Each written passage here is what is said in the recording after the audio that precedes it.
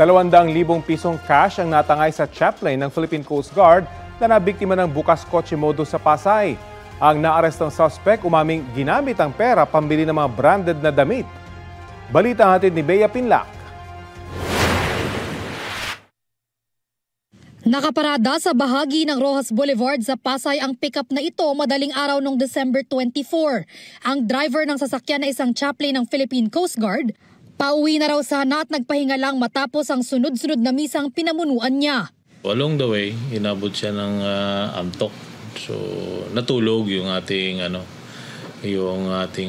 biktima. Maya-maya, kita sa CCTV ang pagdating ng 20 anyos na delivery rider.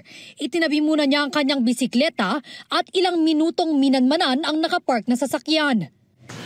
So nung makita na tulog nga yung tao, ayun, binuksan doon sa passenger side. Pagod siguro talaga yung ating biktima kasi nakuha pa pati yung relo. Yung relo, yung cellphone, at saka yung laman ng bag na may halagang 200,000 at binalik din naman niya yung bag. Tapos yun, umalis. Kinagabihan ng araw ng Pasko, natunto ng pulisya ang suspect sa bahay niya sa Malate, Maynila. Na-recover ang nakaw na relo, cellphone at ang natira sa pera na nasa mahigit 5,000 piso na lang. Ayon sa pulisya, ang suspect, 2 taon na umanong sangkot sa bukas kotse modus sa iba't ibang lugar sa NCR. Dati na rin daw siyang nakulong dahil sa pagsusugal. Reklamong theft ang kinahaharap ng suspect na aminado sa ginawa niyang krimen. Ang perang tinangay niya mula sa biktima na ipambili na raw niya ng mga branded na gamit. Bumili lang po ako ng mga gamit ko, ma'am. Wala po kasi akong panggastos, ma'am.